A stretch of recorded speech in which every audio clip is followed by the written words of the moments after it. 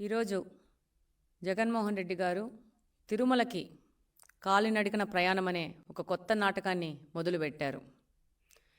అసలు హిందూ మతం పట్ల, విశ్వాసాల పట్ల, తిరుపతి తిరుమల దేవస్థానం పట్ల ఏ విధమైన గౌరవము లేని వ్యక్తి, సాంప్రదాయాల సంస్కృతి పట్ల ఏ విధమైన విశ్వాసం లేని వ్యక్తి ఈరోజు తన మీద ఈ లడ్డు కల్తీ వ్యవహారంలో ఒక కొత్త నాటకాన్ని మొదలుపెట్టారు. జగన్మోహన్ రెడ్డి గారు ఏ రోజైనా సతీ సమేతంగా తిరుపతి తిరుమల దేవస్థానానికి ఏ రోజైనా వెళ్ళారా? మన సాంప్రదాయంగా బ్రహ్మోత్సవాలకి దంపతులు వెళ్ళి పట్టు వస్త్రాలు ఇస్తారు. ఆ విధంగా ఏ రోజైనా తన సతీమణిని తీసుకెళ్ళి పట్టు వస్త్రాలు ఏ రోజైనా ఆయన సమర్పించుకున్నారా? ఆయన వేరే మతాన్ని విశ్వసిస్తారు కాబట్టి తిరుమలకి వెళ్ళినప్పుడు ఏ రోజైనా నేను హిందూ మతాన్ని గౌరవిస్తాను అనే డిక్లరేషన్ ఏ నోటైనా ఇచ్చారా? మీరందరూ చూస్తుంటారు. అబ్దుల్ కలాం గారు కానీ వేరే వాళ్ళు అన్యమతస్థులు తిరుపతి తిరుమల దేవస్థానానికి వెళ్ళినప్పుడు డెఫినెట్గా అట్లా డిక్లరేషన్ ఇచ్చి దర్శనం చేసుకుంటారు. ఈయన ఏ రోజైనా ఈ డిక్లరేషన్ ఇచ్చారా? పవిత్రమైన తిరుమల తిరుపతి దేవస్థానం యొక్క లడ్డూను అపవిత్రం చేసి దానివల్ల వస్తున్న నష్టాన్ని భర్తీ చేసుకోవడానికి కొత్త నాటకాలు మొదలుపెట్టారు. లడ్డూను తయారు చేసే నెయ్యిలో కల్తీ జరిగింది, అది వాస్తవం. దీనివల్ల ఎంతోమంది భక్తుల మనోభావాలు దెబ్బతిన్నాయి. కేవలం కమిషన్లు కక్కుర్తిపడి ఇలాంటి దురాగతనానికి ఈ 5 సంవత్సరాలు వీరు పాటుపడ్డారు. మేము కూడా జూలై 14వ తేదీ మేము దర్శనం చేసుకోనికి వెళ్తే ఆ రోజు మీడియాతో మాట్లాడడం జరిగింది. అది మీడియా సంస్థలు కూడా ప్రసారం చేసినాయి. ఆ రోజు మేము మాట్లాడడం జరిగింది. మారుస్తారని కోరుకుంటున్నాను. లడ్డు నాణ్యత పెంచడానికి ఆ రోజు తిరుపతి దేవస్థానంలో దర్శనం అయిపోయినాక ప్రసాదాలు ఇస్తారు. దాని క్వాలిటీ ఎంత దిగజారిందంటే అధికారులకు కూడా ఇప్పుడే చెప్పి రావడం జరిగింది. వాళ్ళు అంటారు మేము ఆర్గానిక్ ప్రోడక్ట్ వాడుతున్నామని చెప్పేసి. ఈ యొక్క ప్రసాదాలు ఒక క్వాలిటీతో భక్తులకు అందించాలని చెప్పేసి వాళ్ళకి లెటర్ రాస్తాము. అలాగనే వాళ్ళకి మీ ద్వారా కూడా విన్నవించుకుంటున్నాము. వాళ్ళు తప్పకుండా ఈ విషయాన్ని గమనించి వీటినన్నింటినీ మారుస్తారని కోరుకుంటున్నాను. ఈ రోజు ఈ విషయం బయటకు వచ్చింది, కానీ ఇది జూలై 14th మేము దర్శనానికి వెళ్ళినప్పుడే తిరుపతి లడ్డు క్వాలిటీ తగ్గింది, దాని మీద చర్యలు తీసుకోండి అని చెప్పేసి సంబంధిత అధికారులకి ఒక విజ్ఞప్తి చేసుకొని రావడం జరిగింది. ఇదే కాకుండా ఈరోజు దీని నుంచి తప్పించుకోవడానికి ఎట్లా పడితే అట్లా విమర్శలు చేస్తూ ఉన్నారు. అసలు ప్రజలందరూ చూస్తున్నారు. కొంతమంది పెద్దవారు సొసైటీలో పెద్ద హోదాల్లో ఉన్నవాళ్ళు ఎంత అధ్వానంగా మాట్లాడుతున్నారంటే తప్పు చేసిన వాళ్ళు తప్పు చేసినాము అని చెప్పేసి ఒప్పుకోవడము, లేకపోతే మౌనంగా ఉండడం చేయాలా. కానీ దొంగ అన్నట్టు వీళ్ళే తప్పు చేసి వీళ్ళే దీనికి గుళ్ళల్లో పూజలు చేయడము, తిరుమలకి కాలినడకపోవడం అంటే కొత్త డ్రామాలు మొదలుపెట్టారు. ప్రజలందరూ గమనిస్తున్నారు మీ యొక్క నాటకాలని. ప్రజలందరికీ అర్థమవుతోంది గత 5 సంవత్సరాల నుంచి మీరు ఏ అబద్ధాలు మాట్లాడినారో. ఈరోజు ఓడిపోయి 11 సీట్లకు పరిమితమైనా కానీ మీ యొక్క పద్ధతి ఏ విధంగా మారలేదనే విషయం ప్రజలకందరికీ అర్థమవుతుంది. నేను మామూలుగా ఎవరితోనో కూర్చొని తిరుమల తిరుపతి ప్రసాదంలో ఇలా ఉంది అని అంటే అయ్యో మనము అప్పుడు పోయి ప్రసాదం తీసుకున్నామే ఇప్పుడు ఎట్లా అనే పరిస్థితిలో ప్రజలు ఉన్నారు. ఈరోజు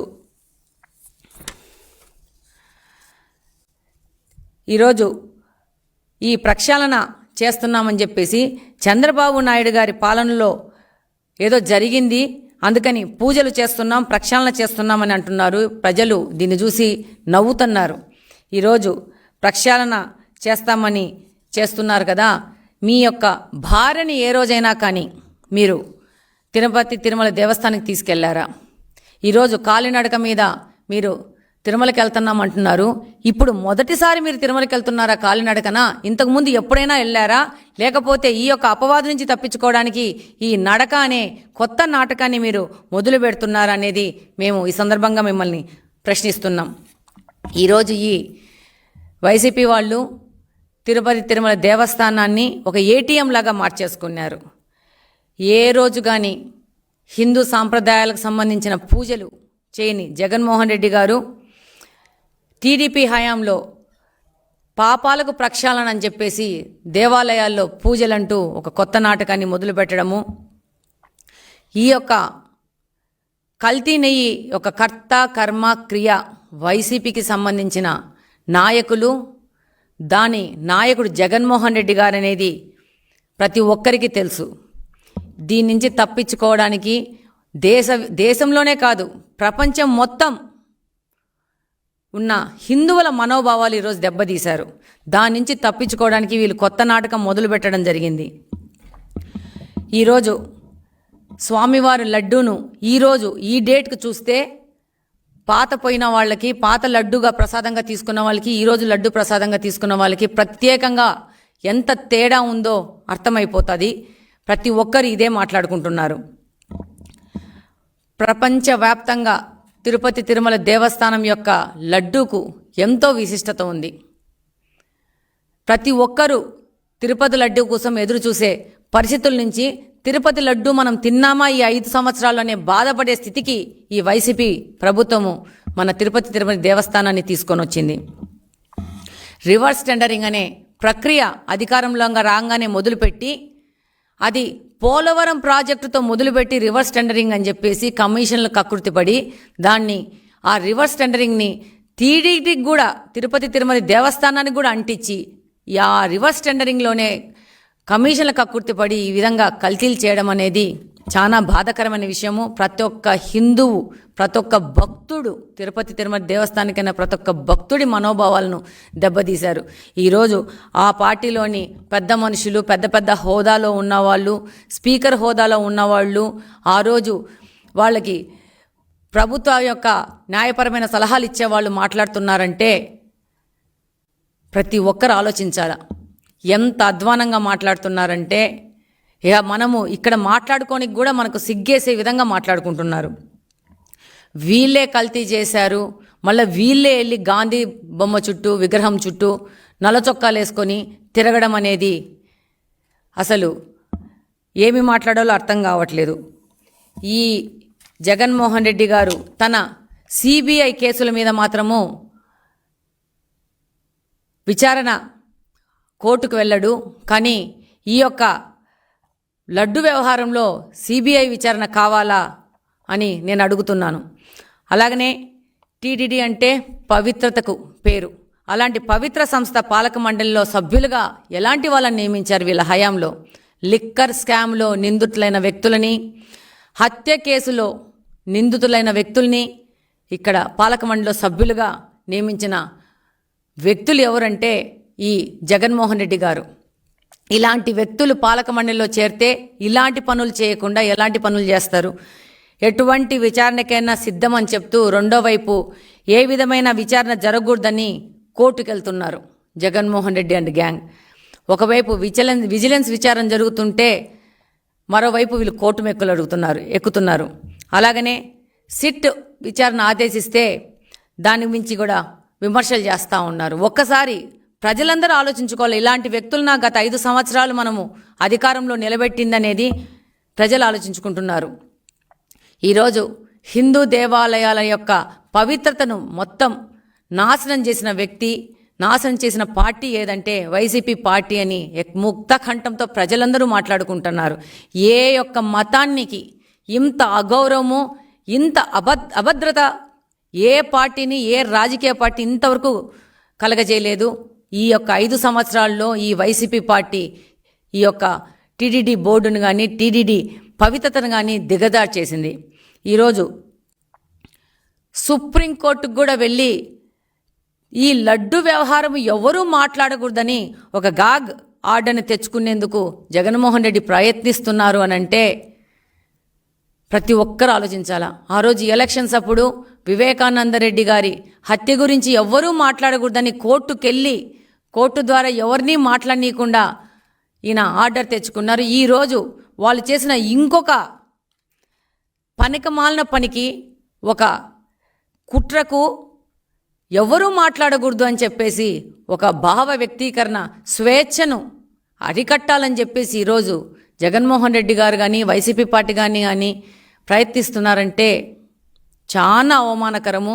వాళ్ళు తప్పు చేయలేదు అని మాట్లాడుతున్నారు కదా, ప్రతి ఒక్క విచారణకు సిద్ధమని ధైర్యంగా ముందుకు పోండి. విచారణలో మీకు పడే శిక్ష మీకు పడుతుంది డెఫినెట్గా. కానీ హిందూ మత ఆచారాలను, సాంప్రదాయాలను, సంస్కృతిని దెబ్బగొట్టిన వ్యక్తిగా జగన్మోహన్ రెడ్డి గారు కానీ, వైసీపీ పార్టీ కానీ ఈరోజు చరిత్రలో నిలిచిపోయింది. ఈ యొక్క అపవాదును మీరు ఎన్ని కుట్రలు వేసినా, ఎన్ని కుతంత్రాల మీద పోయినా కూడా మీరు చెరుపుకోలేరనేది వాస్తవము. ఇంతటికి ఈ యొక్క మీ నాటకాలు, డ్రామాలు ఆపేసి విచారణకి సహకరించండి. విచారణలో వచ్చే ఫలితాన్ని అనుభవించడానికి కూడా సిద్ధంగా ఉండని మిమ్మల్ని అందరినీ నేను కోరుకుంటున్నాను. Thank you very much.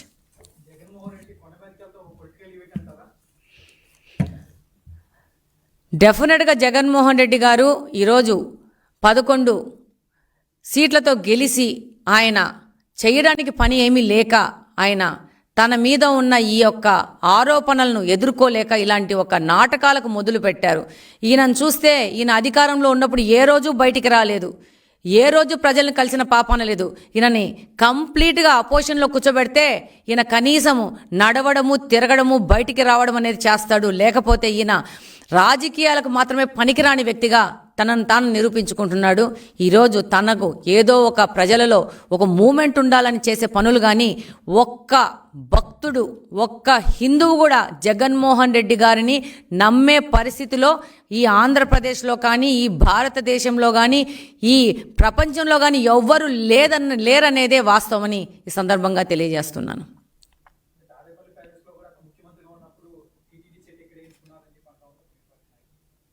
డెఫినెట్గా మనం అందరం చూసినాం సోషల్ మీడియాలో, ఎంతో డబ్బు ఖర్చు పెట్టేసి మనము పన్నుల రూపంలో ఇచ్చిన డబ్బులని వాళ్ళ యొక్క ఆనందాలకి దుర్వినియోగం చేసిన వ్యక్తి ఒక ముఖ్యమంత్రి ఎవరంటే జగన్మోహన్ రెడ్డి గారు.